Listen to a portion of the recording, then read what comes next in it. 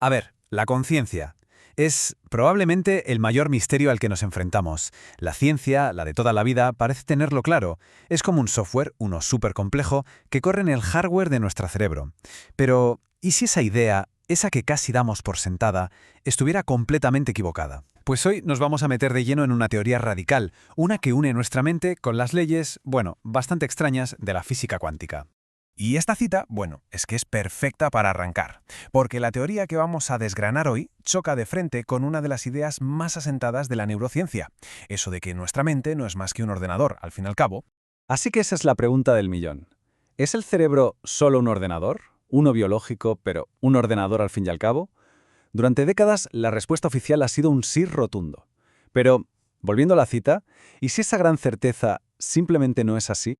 Bueno, pues para entender todo esto, nuestra historia arranca en un lugar bastante inesperado. No en un laboratorio de biología, sino con un físico, uno brillante, que se pasó la vida estudiando agujeros negros. Curioso, ¿verdad? Hablamos de Sir Roger Penrose, ni más ni menos, un titán de la física, que trabajó codo con Stephen Hawking. Y a Penrose, esto del cerebro ordenador, pues como que no le cuadraba. Y lo curioso es que su duda no venía de la biología, sino de algo mucho más profundo, de los mismísimos cimientos de las matemáticas. Y aquí es donde viene el golpe de efecto de Penrose. Se apoyó en el famoso teorema de Gödel. A ver, para que nos entendamos, este teorema dice que en cualquier sistema formal, como un programa de ordenador, siempre habrá verdades que el sistema no puede demostrar. Pero, y aquí está la clave, un matemático humano sí puede ver que son verdad, de forma intuitiva. Para Penrose, esto era la pistola humeante, la prueba definitiva. Vale, perfecto. Si la conciencia no es un simple cálculo, entonces, ¿qué narices es? ¿Y dónde? ¿En qué rincón del cerebro podría estar pasando esa física nueva de la que hablaba? Penrose tenía la idea, la gran pregunta, pero le faltaba el escenario del crimen, por así decirlo. Y aquí es donde entra en escena el segundo protagonista de esta historia. Un médico que todos los días en su trabajo se daba de bruces con un misterio fascinante. Se trata del anestesiólogo Stuart Hameroff. Y su pregunta era muy práctica. A ver, ¿cómo puede ser que gases tan distintos entre sí consigan apagar la conciencia como si le dieran a un interruptor? La respuesta no parecía estar en las sinapsis, lo típico. Así que su intuición le llevó a mirar más adentro, al esqueleto mismo de las neuronas, a unas estructuras que casi todo el mundo pasaba por alto. Estos son los microtúbulos, y aquí es donde las piezas del puzzle encajan de forma espectacular. Por un lado, Penrose necesitaba un lugar en el cerebro donde pudiera ocurrir la física cuántica. Por otro, Hameroff buscaba el interruptor maestro de la anestesia, y resulta que ambos, por caminos totalmente diferentes, llegaron al mismo sitio, los microtúbulos. Y de esa unión nació la teoría de la reducción objetiva orquestada. Sí, lo sé, el nombre se las trae. Orquior, para los amigos. Suena súper complicado, pero la idea de fondo la podemos dividir en 4 pasos bastante claros. La verdad es que la idea era alucinante.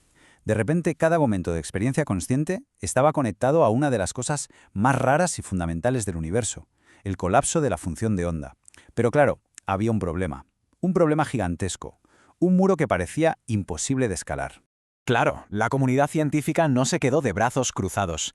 Lanzaron un contraataque brutal, y su argumento, la verdad, parecía incontestable. El argumento era simple y demoledor. Los físicos dijeron, un momento, ¿cuántica en el cerebro?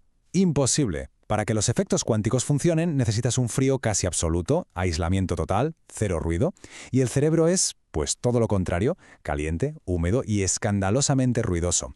Es que es como intentar hacer un castillo de naipes en mitad de una tormenta. De hecho, un físico llamado Max Tegmark se puso a hacer números, y el resultado fue un desastre para la teoría.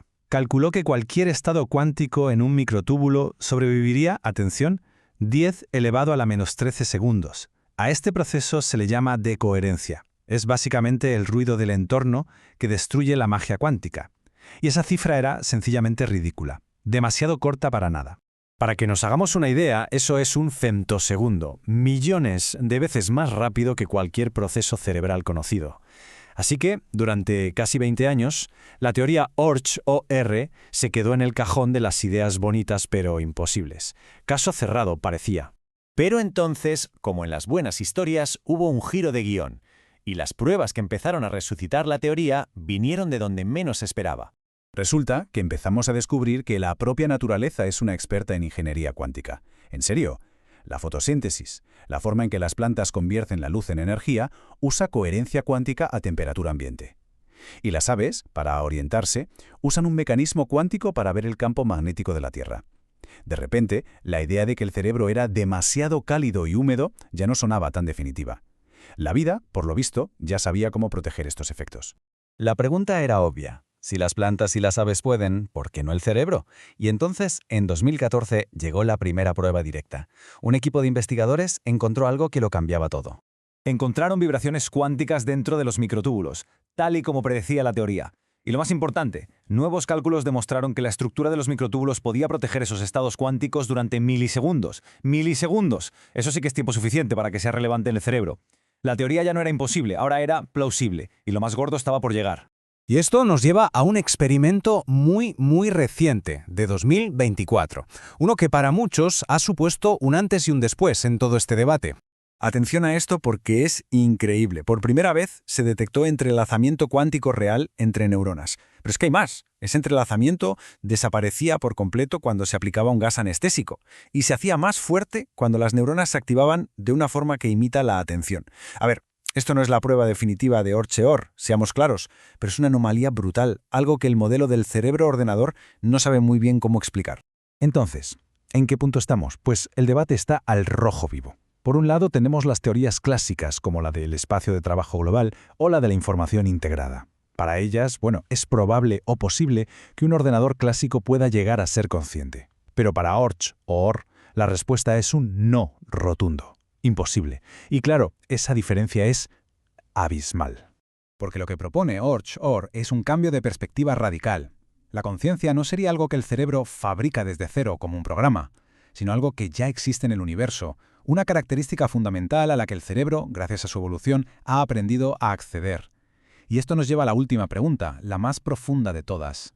Al final todo se reduce a esto. ¿Es la conciencia un programa que corre en nuestro hardware biológico? ¿O es parte del tejido mismo del universo? La búsqueda de la respuesta, desde luego, no solo está poniendo patas arriba a la neurociencia, sino nuestra propia idea de qué significa estar vivo y ser consciente. La historia, desde luego, no ha hecho más que empezar.